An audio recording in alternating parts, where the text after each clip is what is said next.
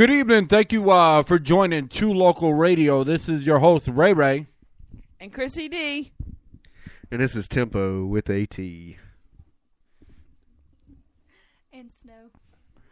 All right. And tonight we have a rapper out of New York. His name is Kyle Young. He's not only a rapper, but he's also an interactive media guru at the same time. He's got some phenomenal songs. You know, one's called Two Party. He's got Back Burner and everything. And if you're wondering why you cannot hear them, it is because we are over on uberconference.com /R/U, the number 2 and LOCO. I'm going to leave the information on the chat box. So if anybody comes by and they want to join the conversation, want to ask, Kyle a question, you'll be able to do so. All right, now, okay, we're going to start the show here in 1 second.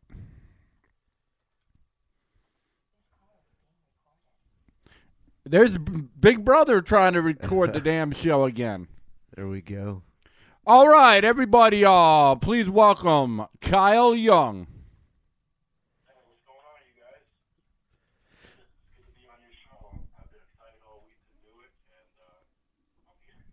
We're live and back. What's going on, you guys? All right, so some people know a little about you. So basically, you've hopscotched the whole United States. I mean, I've been a couple places. I've definitely played on the coast a little bit, East Coast, West Coast. Started off in Springfield, Mass. I was born in Hartford, Connecticut, moved to Springfield, Mass. Graduated from high school there. Spent a little bit of time at UMass Amherst. And then I went to film school in Los Angeles, and I was there for about 5 years. That's where I actually met Keith Gold, who's on the call list right now. Made a lot of films, a lot of music. Now I'm back on the East Coast, but I'm in New York now. And I'm still doing the same thing, making music, making videos, producing other music projects, and just trying to do some epic things, artistically, using digital music. Well, for those that don't know how talented you are, you actually on... I got one over here.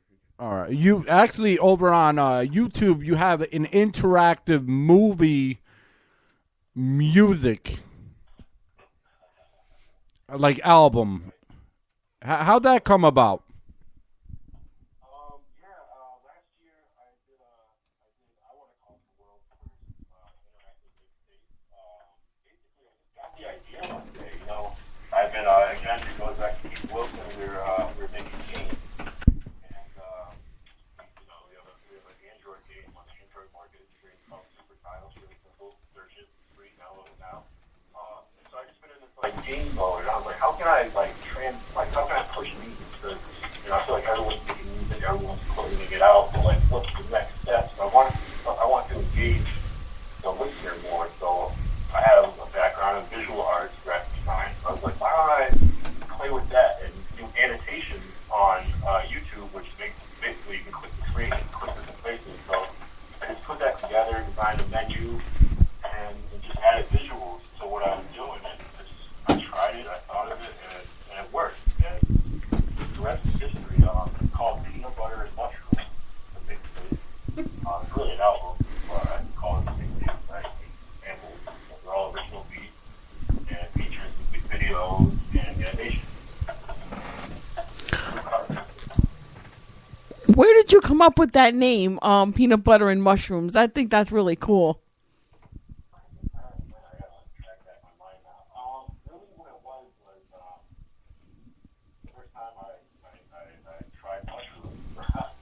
I ate it in a peanut butter sandwich. It tastes disgusting. So, I don't know. I guess I was just reflecting back on the time when I did it. Just a mind space where I was. I had a track called Met the Devil last month about kind of being under the influence of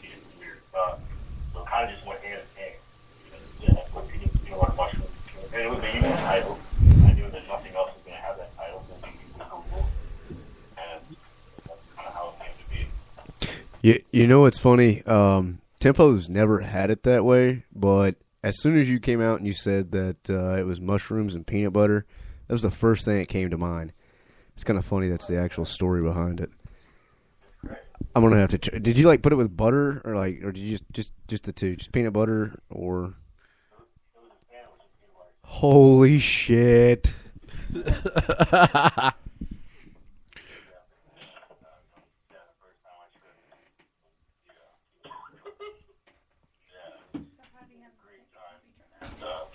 Yeah, also, you're making it sound too good that you have to throw out this negative.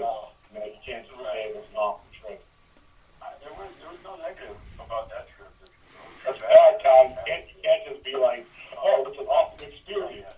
People don't do drugs. Don't do that. Yeah, don't do those. Just leave them for other people. Just to let you know, that on Too Local, we are always live and uncensored, so you can say anything the fuck you want, and ain't nobody gonna say anything. I just wouldn't give out any personal information such as phone numbers or social security numbers or anything like that.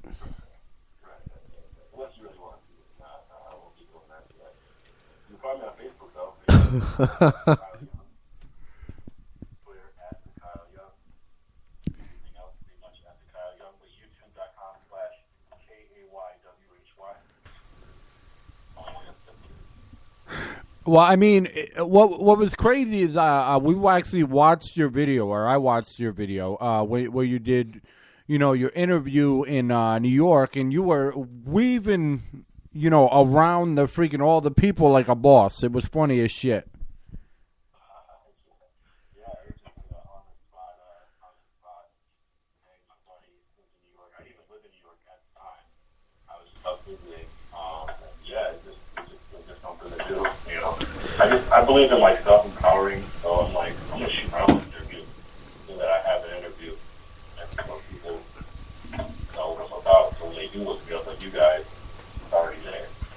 That's kind of how I kind of build my internet presence, is just by creating my own content. People don't have to know that I will get someone now, but that I put it together. But so how it's going to feel like, oh man, people are interviewing them, and it's informative when people get to see me instead of just hearing you. But yeah, the way you were going down through New York City on the blocks, weaving out of like everybody's way, it was funny as shit. To be honest with you.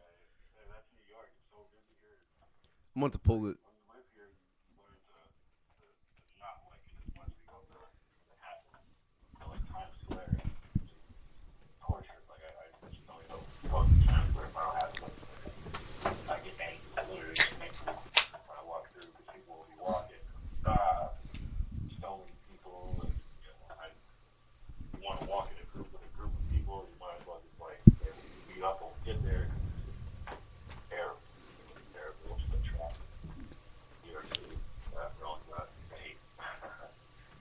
How does it stop and frisk up there? Is it still really bad, or can you walk down the street?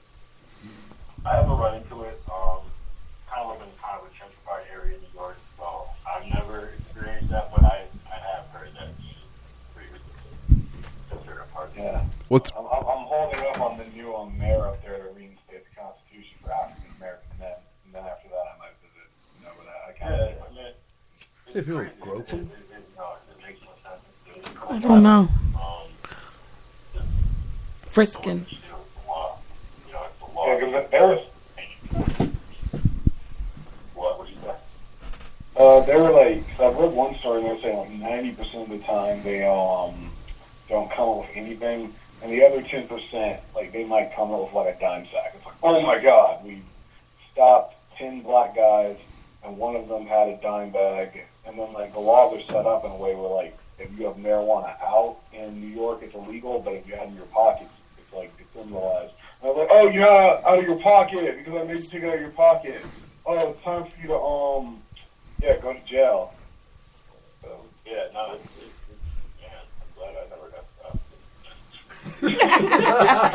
just letting you know, Kyle, like, I don't have a law degree, but I'm like a hood lawyer, I'll do everything. I actually have been stopped.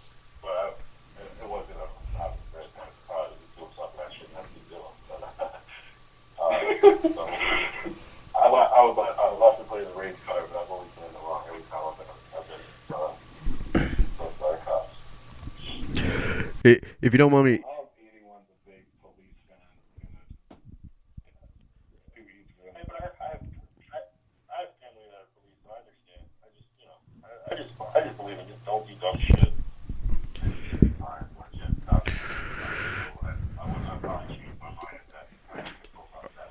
All right, all right, all right. Moving on here.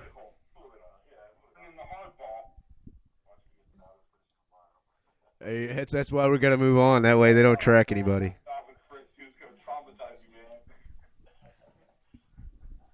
Kyle, I seen when at a young age that you started writing. What was it? Your junior year of high school. What was the first thing you remember writing?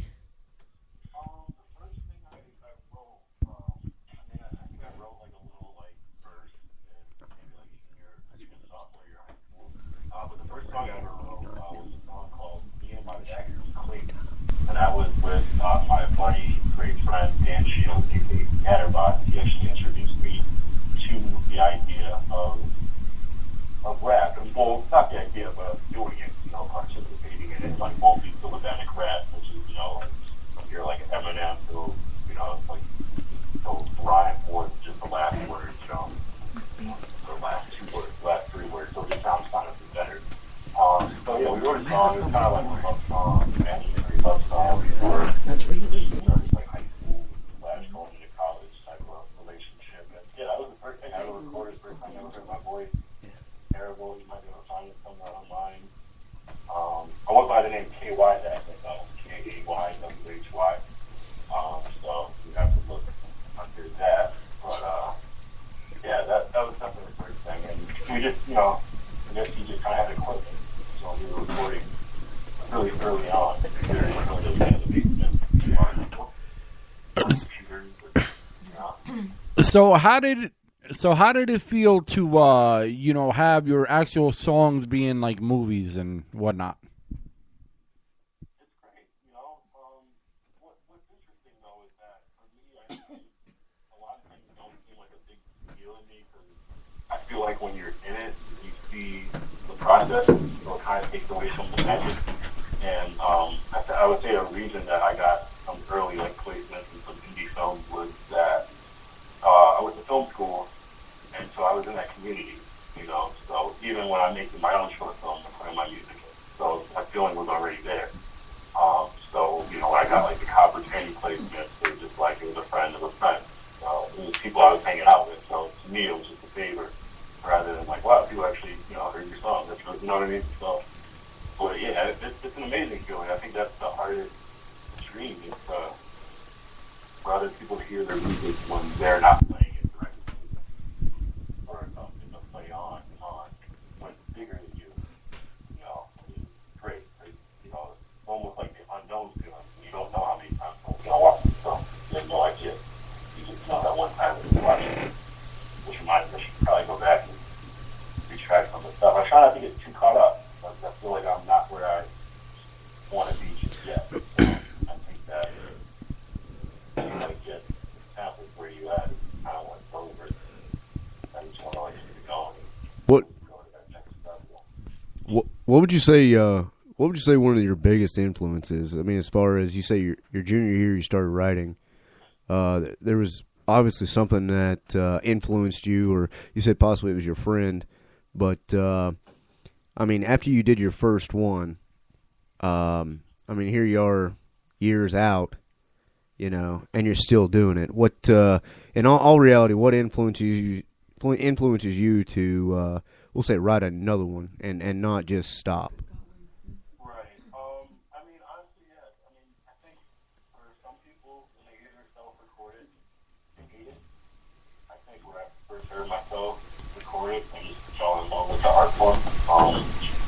And so what I would say inspires me is that wanting to go to the next level and just life, the things I experienced. Some of the best and fastest songs that I've ever written were just based off of the real things that happened to me. Some of the best songs I've ever written were based off of real life events. And I feel like when you put something really honest and candid in a song, people just attached to it. People, that'll be the line that someone likes. That'll be So people will refer back to you later on and be like playing it. They're like, oh man, I didn't know you had this song. So I didn't have this song anymore. You know, so yeah, life and just wanting to be better. So would you say like you know, in the position that you're in now, a lot of self motivation? I mean, would that be a start?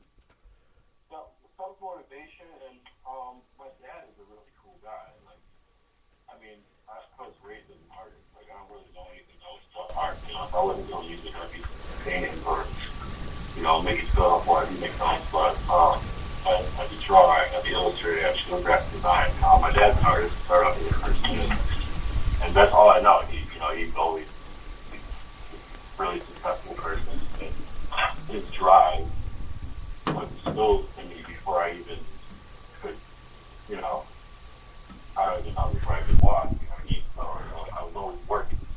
So that's what I do right before. I don't have hobbies. I don't play basketball. I don't skateboard. I will make a beat. I'll write a song. You know. So it comes like second nature then. It's all I know. I'm not good at a lot of other stuff. It's just all practice. I don't think I was particularly funneled in gifts, but I know that I put in a lot of hours trying to educate myself, and it's all trial and error and people and passion and all that. Just work ethic, really. It's just, you know, So understanding and research of knowing what makes something good and what makes something bad and why. so how has your music grown since when you started? When you were you started off on the old Casio. Yeah, right. I mean, the biggest thing that I noticed is just overall quality. You know, I mean, I taught myself how to mix. You know what I'm saying? Like my first song, I don't even know, like a cell phone or something. You know, and just always advancing my equipment and another thing, I say my voice. I kind of have a deeper voice when I speak. It took me a lot of years to figure out a way to rap in a way that sounds like me. I feel like I rap in like a higher pitched voice before because that's how I can cut the music better. And then just it's easier to project that way, but I kind of found a way to use my more natural voice to still project. So I think that, and just the overall skill of production improved. I had a class, actually, film school, for the title of hip hop. And my teacher, she like worked for like Sports Magazine. And she was like, whatever you do, just be honest, you know. And when I started putting myself into it more, not kind of creating fantasy rhymes and stuff like that, I think that I kind of found a nice place in my head. I think that's how I've changed and progressed. And with that comes confidence, your voice, and your, just confidence, really. I was a little shy about some of that stuff out at first. I was never really shy, but I was kind of reluctant because in my mind I can hear it go, this isn't where I want it. But now I think I'm at a place where I feel proud of what I've created almost every time. That's deep, Kyle. That's real deep. Yeah, it's all fun. Watching the habit change is fun. And I think that if it ever became not fun, that's when I would stop. I mean, but hopefully by the time it's not fun, you've successfully made millions upon millions of dollars. You invested in equity firms. Yeah, I mean, it's not even about $1 million. Of course, I would love that. I've never been a money-hungry person. I've definitely done a lot of free work. I've definitely done work at a reduced rate. Just because, and I just and I know that every time I do something, I'm going to learn from that and make it better. So, yeah, do I want a record deal? Sure. Have I ever tried to get one? No. It's just, it's never been my focus. I do it for $1,000. I guess my goal, my plan is, and I might be ignorant, but I just want to something to be recognized for that. I think conforming to create a record that's a hit is just kind of, I think it's forcing it. And I think it works So, I mean, from what I'm getting here is, I mean, you love what you do, and it's actually like an actual passion. I mean, I've listened to several rappers, and you know, they say, well, I'm in it, you know, for the game. It's not the money, but as soon as they don't get $10,000 they were promised for a commercial, I mean, they're trying to sue and flip the fuck out. You just said that, you know, yeah, you'd like to hit a record deal, but if you don't, you know, you're still going to do what you do. I don't know very many rappers that would actually that are coming in, that have been in, and those that are still in and trying to make it would actually say that. That's a thing. Like that's pretty positive. Especially somebody that's been through New York as well as L.A.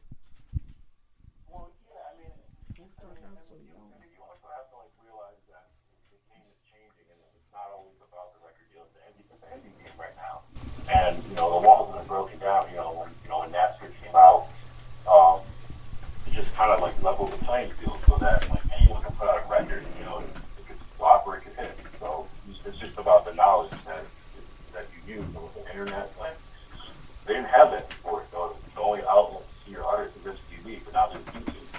You know what I'm saying? And you can have the same effect. So if you're savvy on that, you can kind of navigate that and realize, okay, I have to pay the promo. I have to pay for advertising. I have to pay for this. These are the things that the record labels do. And you can do that at a fraction of the cost without having to pay someone back. And the record deal is just a loan. It's a big loan, and it'd be awesome. And it might be easier to get than a loan from the banks, but maybe not. You know, maybe you can just get your own loan from the bank because you control that. You know, you don't have to take out $3 million. You take out $10,000. Here's another thing. I do a lot of YouTube surfing, and you know, I'm not gonna be disrespectful to, you know, any of the big rappers or anything, but I do think there's a ton of talent out there that just doesn't get seen. It just doesn't get heard. But like you say, with technology now, I mean, hell, like right now on Too Loco, you're literally heard around the world. So, I mean, like you say, with technology, that's a different booster, you know. And as you were saying, you don't have to take out that loan, if you will. So, yeah, I think you're right on that part.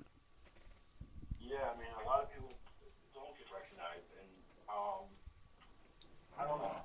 I think I'm at an advantage because I've been in the industry forever, you know, from when I was born, you know. So, not in, but like kind of, you know, at a closer perspective than a lot of people. I know how a lot of stuff works, but I think, yeah, a lot of people just don't get the exposure. I think I get the exposure more because I do everything myself.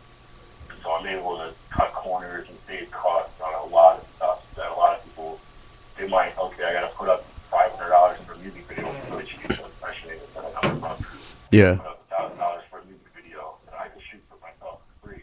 Right. So if you shoot one video, they don't see the results they want to see, they give up. Whereas me, I can do that. I can lose.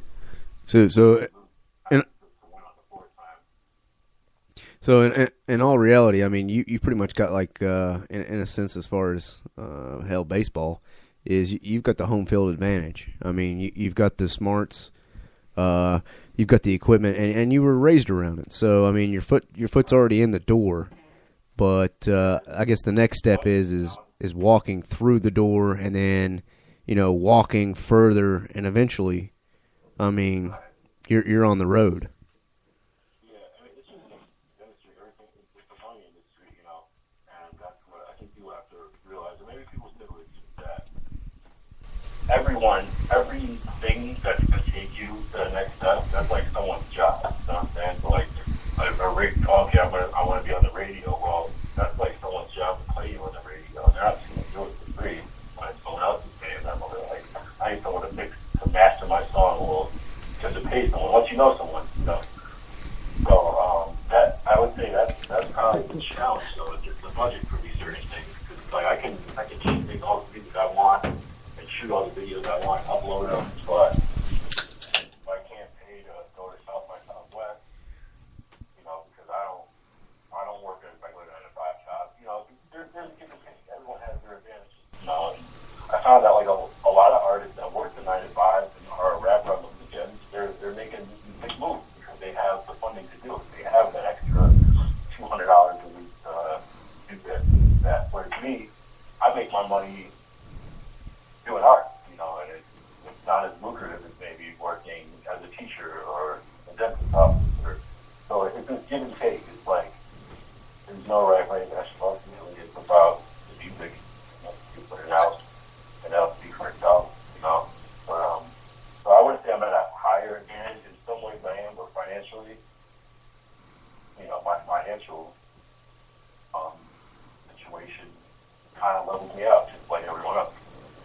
I hear you. People that press your videos as well for other people. So I look at it as like I'm making more money off hip hop than you are. You know, 'cause I'm taking the money they give me to empower myself. So it's kind of this weird game that I play, but it's been working. Okay. If what kind of boy, let me repeat that again. If somebody young came up to you and said, "Hey, I want to get into rapping," what kind of advice would you give them? And if you had a child someday down the line, your child comes to you and says, "Hey, Dad, I want to become a rapper," would you want them to? Would you encourage them, or what? I would definitely encourage anyone to do anything that they want to do. If a young kid, like a high school kid, said it, I would say, hey, like, you're in a time now where you can literally do anything you want. Like, I didn't have YouTube in high school. I didn't have a Mac computer. You know, these kids get iPhones and Macs for Christmas now. They don't have for video game. Well, they might have video games. They don't have for toys. You know, I know like 6-year-olds that have iPod touches. So you're connected to the world. I would just say, use that and use that advantage of getting expensive gifts to what you want to do. You know, if you want to rap, you know, ask for a microphone and a laptop. Do it. And yeah, if I had a kid who wanted to do it, I would say go for it, because I've seen very talented people make it. I've seen people that are the complete opposite of that make it. So it's just about wanting it and the passion that goes behind it and working hard, and really more than that is just to keep going. Because like if I were to quit last year, we wouldn't be up right now. Exactly. Do you think you would start your sorry. Go ahead. I was going to say, if you had a child, would you start your child out young, do you think, teaching them to rap, like from the time they're old enough to maybe talk or whatever, just to see what they can do? I might introduce it, but I believe that like these kids, they're not gonna like it. They're not gonna like it. If they do show interest, yeah. And if they show interest in something else, then I'll go with that. You know, I'm all. I would never discourage anything. You know, if I had a son that was like, I want to do ballet, I might feel kind of funny about it, but if that's truly what he wanted to do, I would support that. So I wouldn't try to push or force anything, but I think there would be some fundamental things that I might just give, just like how my dad kind of was just drawing. Was just the things that I picked up because he always did it. And so that helped me later in life, you know. So maybe just fundamental things, but I would never force anything or like try to like convince. It would be something really big and fundamental, like maybe like giving the kid a keyboard to play around with, but I wouldn't be like, go make a beat. This is how you have to rap. Those things that might come up later in life that might be a cool conversation starter. So, I have a real question for you. Are you a fan of audio tune? Are you a fan of auto tune? Sure. I think it's cool. It's a little overplayed, but I've used it. I mean, I use it more on enhancing vocals way rather than going for the robotic sound. But I mean, you know, what I believe in more is originality. So I think if you use auto-tune and it sounds like no one else is auto-tuning, that's great. But what I don't like is when people use beats that sound exactly like everyone else's beats and sing auto-tunes the same way that everyone does and raps in the same generic flow that everyone does. That's what I don't like. I don't have a problem with the tool. I have a problem with the approach or the technique. I think it's cool. So you're the reason I say that is because there's a market that does love it. Like maybe that wrong. People like the sound of it for whatever reason. Can't knock the art. That's real. So this is just a wild guess here. You're not too big of a fan for like Fruity Loops, are you? It's funny. That was actually one of the first programs I used. That was one of the first programs I used back in like 04. Yeah. I quickly moved away from it. Right. It wasn't where it is now. I don't have a problem with Fruity Loops. There's actually a big producer, Night Wonder, who's a pretty classic producer that uses Fruity Loops. There's a couple other people. Again, I think of the sound good. It doesn't matter what you use, but there are some bad Fruity Loops beats or out that it is. I mean, it's the tool, though, man. I mean, DJ Quick even said it. You know, no piece of engineering equipment has ever made a hit. Like, I have Fruity Loops, GarageBand, and Machine, but it's like, you know, it's going to be you laying that beat down. Like, if you, like, you know, you can grab an MPC. You know, you could, like, go into Dre's studio and steal his MPC, but if you're not Dre, you're probably not going to be able to just, like, drop a beat, you know, like that. So I think what happens with Fruity Loops is kids going, yeah, whatever way, I'm not going to say what way they're getting it, then they lay down the beat in 5 minutes, and then they're like, I sound like Skillerix, right? And then people are like, no, you don't. Then it's like, oh, Fruity Loops sucks. Well, I mean, I just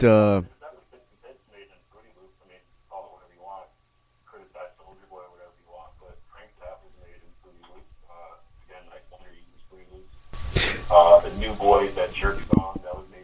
There's a lot of stuff that's made of Fruity Loops. There's a producer called Lex Losers who makes a lot of like Waka beats. I mean, I'm naming like probably the worst rappers this guy's right now, but it's culture change in music, so you know you can't really talk too much. But I started off with Fruity Loops, and then I was using that with Adobe Auditions for a while, and then I moved over to Reason, which is a pretty cool program, and I was using that with Walk Sonar, and I was using that for a while. I made a lot of music in that, and then a couple of years ago, I got it back, and I started using Logic.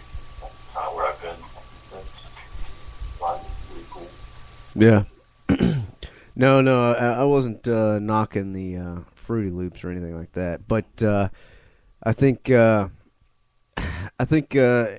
reason that I brought that up is because if I was to go out, and I've actually done this, I don't have Fruity Loops, but I do have a different software. But the thing is if you go out and you ask anybody that says that they make beats, and it's just based off the people that I've asked, over 98% of them says Fruity Loops. Like it's like they don't know anything else out there. They don't. So, I mean, you gotta at least try other stuff, man. Like I tried Reason before, and like Reason's a lot better for like keyboard sounds and synths and stuff. Like, right. It's really good if you got a good amount of samples, and Fruity Loops is good. Now, if you're coming in, you don't have like that sample library, you're not gonna have a good time with it. Right. Yeah, I mean, I think it's a good place to start. It's really easy to make beats with Fruity Loops, so I think understanding the fundamentals of making and how drum sequences work and how counts work, 4 counts, 8 counts, like that. I think it's a great program for that. I think it's a great program. A lot of people use it because you can get it for free very easily. right. I remember, gosh, when I was still in school, and I was buying. People would actually record on cassette the beats that they would make. Either it was on keyboard, and some of them were actually making it on the PS1. Like they were, I don't. Yeah, and I mean, if you look back from then, and I mean, you look at now, like you said, kids are getting iPads and shit, and they're 8 years old. So, I mean, I have an MPC app on my iPhone. You know what I mean? Yeah. It's like it's real deal, So, I mean, we're in the future. Now it's just. I think why there's a lot of, I don't want to say bad products, but a lot of just not up to par products that's out there though is just the immediacy. Like you can do it. Like, well, this sounds good to me, so I'm gonna upload it. Which is fine. I mean, it takes a lot of maturity to like take a beat and say, hey, you know what, I need to wait a day on this and kind of, clean it up a bit. It's really easy to like, because I did this a lot when I started out, but you find like a good loop, you're like, oh, this is hot, and then you like literally add just like a drum pattern over it, you're like, I am motherfucking J. Phil. All my friends hear my awesome beat, real live shit, and then you're like, oh, well, now there's some haters on the future. But like the problem is that like a lot of people, like your friends need to knock you down first. Like your friends need to hear your beat and say, no, it's absolutely garbage. Because if your friends are like doing this circle, like circle jerk around telling you, you're awesome. Soggy waffle. And then it becomes the new awesome. You know, that's how Soldier Boy came up. Right, yeah. And I mean, I don't know if you have to say it's terrible. I mean, yeah, I don't like that. Some people do. I rather just feel be real, like, you know, one of the good or other gay or, you know, stuff like that. I feel like if you like something, it might get discouraged. I think you do have to have a thick skin, but I think sorry. Oh, I mean, you're not gonna scream and say it sucks, but you have to, like, I think, like, being real people is more important than, like, oh my god, like, someone, because, like, it's part of society, man, like, we're so afraid to criticize anyone for anything. Oh, man, you know, it's brutal. all right. You know, not to cut you off, but I want to get back to the musical aspect. We realize that you're like the media guru, and we realize that. That's probably my fault because I did go into detail about that. That's my fault. I'm a student. I'm no expert. I'm a student. I'm learning every day. You can cover me whatever you want. But, yeah. All right. All right. So what would you say is like your favorite song, like lyrically wise, that you've done?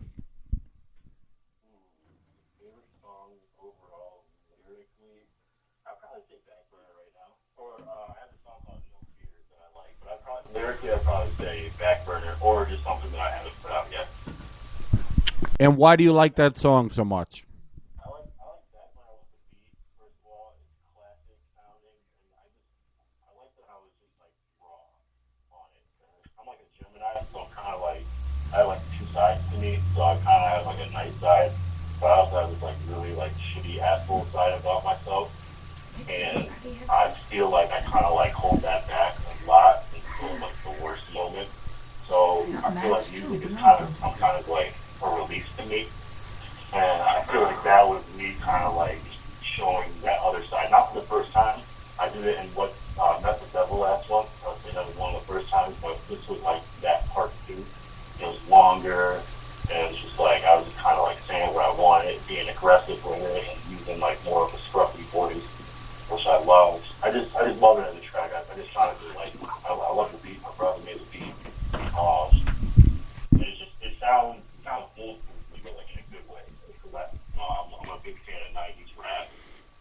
It was just a cool beat to play with the different flows and stuff, and I just liked it. It's just raw. I feel like hip hop kind of poppy now, and I'm not knocking that because I definitely make some pop records, but I think what is the big appeal universally across the globe is just that aggression. You know, it's like everyone has it inside. I think hip hop is a great tool to express that. That's why I feel like I'm he says everything that you wish you could say, but you don't want to. When you rap along with it, you feel like it's you. And I feel like I just felt like that was one of the first times where I really like felt just that energy. And I'm like thinking about like how I perform it, and you know, so yeah, that goes that one. So, who would you say that you've rapped with, or who would you like to rap with out of like all the big stars out there? Oh man, I mean, I'd probably say my ultimate would be probably DMX, because I think we kind of have similar voice texture sometimes. I love his energy. I love that he's real, classic. You know, he's just DMX. I'd say, of course, Eminem. You know, just because I feel like everyone says that Jay-Z is one of my favorites. I love to do a track with Nas. I'm really old school minded in my head. More new school people. I don't even know. I love to do a track with Lil Wayne. I think he's great. I don't know if you guys can crucify me for that if you want. I think he's amazing. People like that. I wish I could bring Biggie and Tupac back. You know, I think Method Man would be a cool track, a cool feature, collaboration. So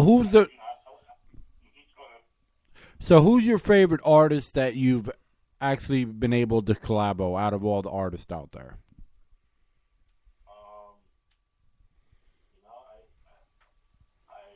I don't think I have an out there artist that's one of my favorites. Probably one of the biggest artists I've collaborated with is Natasha Ramos. She's an R&B singer. She was signed to Star Trek. It was a pretty classic video on YouTube of Pharrell in the studio. Probably the first video of Pharrell in the studio. And he's working, making a beat called, what's it called? Midsummer Night or something like that. If you just type in that, Natasha Ramos Pharrell, I actually did a track with her. That was pretty cool. Because I saw that video. Actually, you met me before when I was a kid. And then I saw that video, didn't connect the dots. And then, like, a couple years later, I ended up working with her. That was cool. There's this rapper called Max Lethal. You'll see him a lot, like, for rapping very fast online. I just collab with him. Besides that, I haven't really worked with a lot of artists, to be honest. I've been kind of in the indie world. And I have one track that was produced by Easy Mo B, who made a lot of Biggie records, pretty much all of the first 2 Biggie albums, did all the beats on that. That was really cool. As far as producers, but that's really it. I'm looking. I would love to collab with someone that's out there. You know, I think if I would have done that already, I would be in a different place. But again, I haven't really tried to ever be in the industry, you know, as a musician. I've always just tried to stay in my own lane and create my art. So who would you say are your top 5, artists, whether underground or mainstream? As far as hip hop, I gotta give it up to Jay-Z. I gotta give it up to Eminem. I gotta give it up to Biggie Smalls. I gotta give it to Tupac.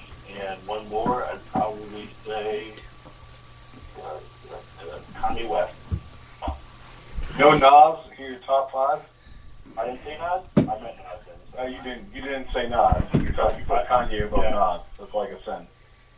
No. I meant when I said Jay-Z, I meant Tupac right after. But yeah, I like Kanye a lot. I just like Kanye because Harder than the he military. changed the whole game. Because you know, people see me, they might not think Wha- I do don't think that I rap or whatever. But when I'm not typical, I don't wear chains. Yeah. Why isn't Jadakiss in there? That's what I want to know.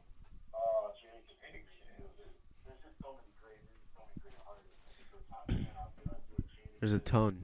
I'll do man, that's really good changes. I love changes. Styles P. Who else?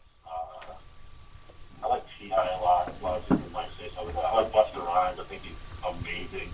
I think Busta Rhymes is one of the most underrated rappers out there. I like Fabulous. I was really into like the whole G-Unit, Lloyd Banks. You know, 50 Cent's first album. Give What You Got Trying. People say what you want on 50 Cent, but that album was a masterpiece. That like got me wanting to like make albums. So, What about Tech 9? Tech 9? I just got into Tech 9 recently, and I just kind of overlooked him. I heard the name, but I just started, and he's a beast. Like I can't believe I didn't get into it earlier.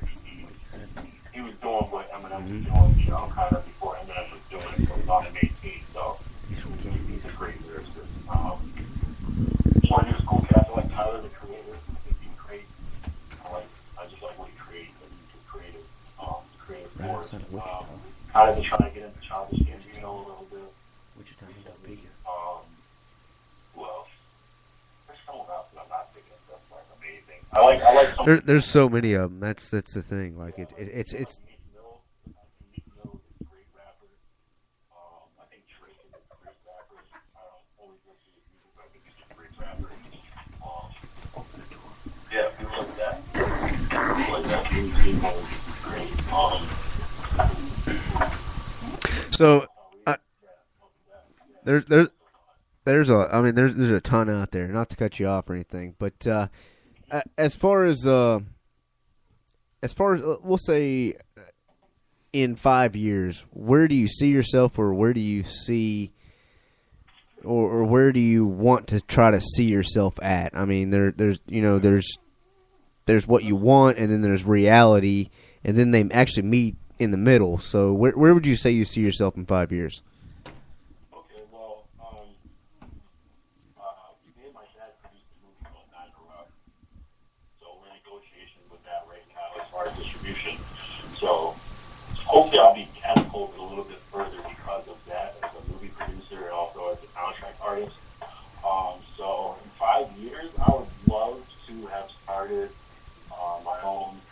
indie label, with maybe with distribution to a major, with an artist or two.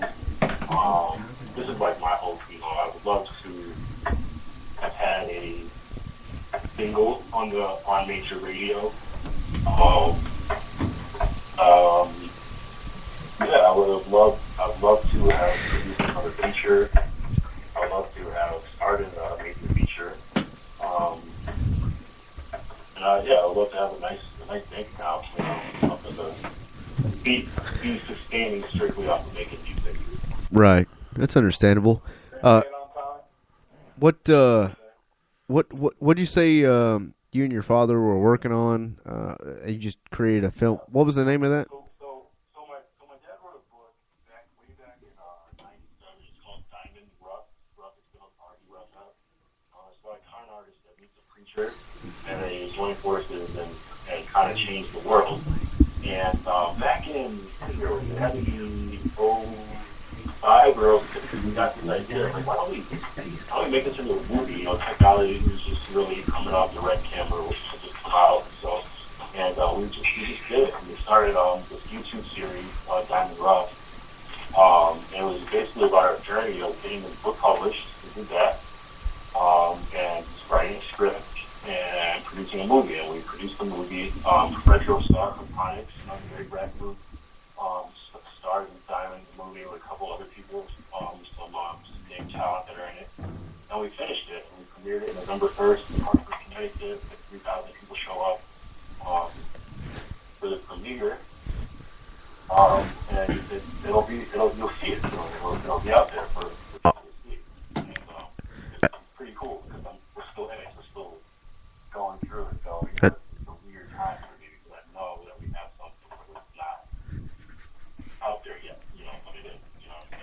We've been working on it for 5 years. But it's a crazy process. And that's really great point in my life where I had this year. That sounds pretty awesome, actually. Yeah, it is really cool, and it's like it's weird because it's like I don't have a 9 to 5. My 9 to 5 is that, you know what I mean? So it's like I'm very fortunate to feel like that. That's all I do, work. Have you? One more question, and then Ray's going to take it from here. As far as rappers, have you heard of Big Smo? You know what? I have heard that. Where's the album? He's out of Tennessee here. That sounds very familiar.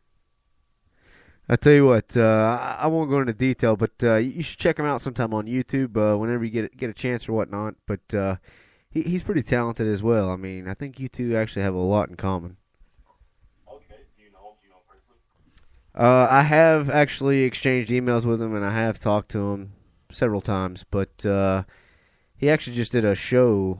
I want to say it was like 39 days ago here in Knoxville.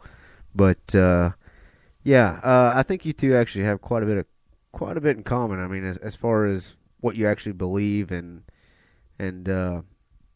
where you want to go, whether you. Yeah, I mean, you should check them out.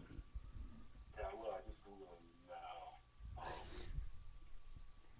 And I will once this one is done. I'll definitely look out and I'll do it. Oh, all right. But do you have any? All right. We're gonna wrap this up. Do you have anything you'd like to tell the audience about you, or where they can find you, or find your music at? Yeah.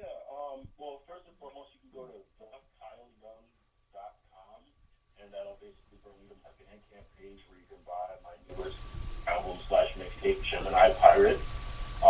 You can follow me on Twitter at @KyleYoung. Same thing for Instagram at the Kyle Young. My YouTube channel is youtube.com/KY, but that's KAYWHY, so kind of initially spelled out. KY like the jelly, what else? That's basically it. You can just find me on Facebook under Kyle Young, facebook.com/Kyle Young. That's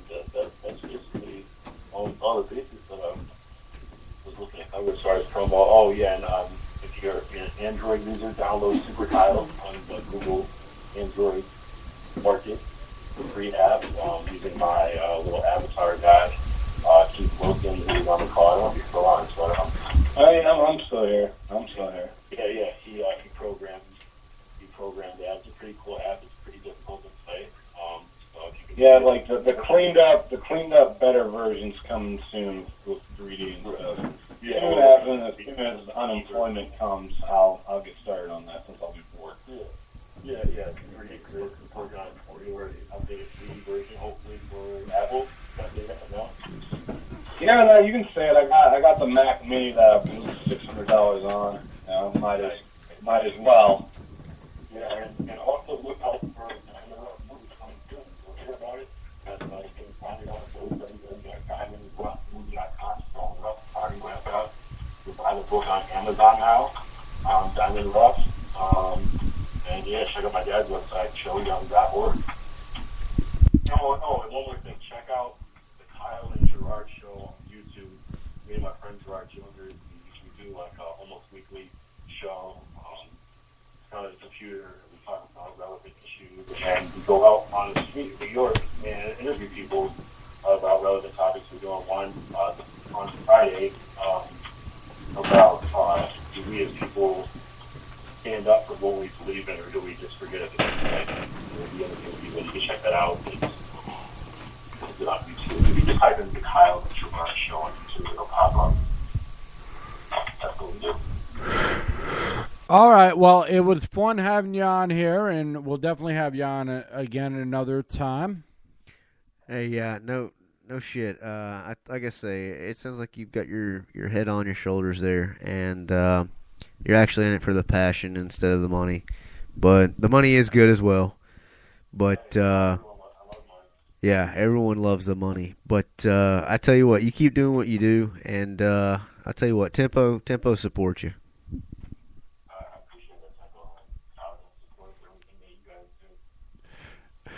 All right. Well, let people know we're around and everything. And we've enjoyed you on the air, and we definitely want to, give you a shout out for everybody to check out his YouTube video. Check out my newest video called Have Mercy, Kyle Young, Have Mercy, featuring David Cancel. It's my newest music video. It's a great video, and it has a message of bringing minimum wage behind it. It's awesome. I love it. It's my favorite video so far, so check it out too. Shout my Carl Niggas. All right. Yeah. All right. Well, it was fun having you on, and we hope to have you on again. You have yourself a good night. All right, thanks, guys. Hey, you keep it real. All right. Take care.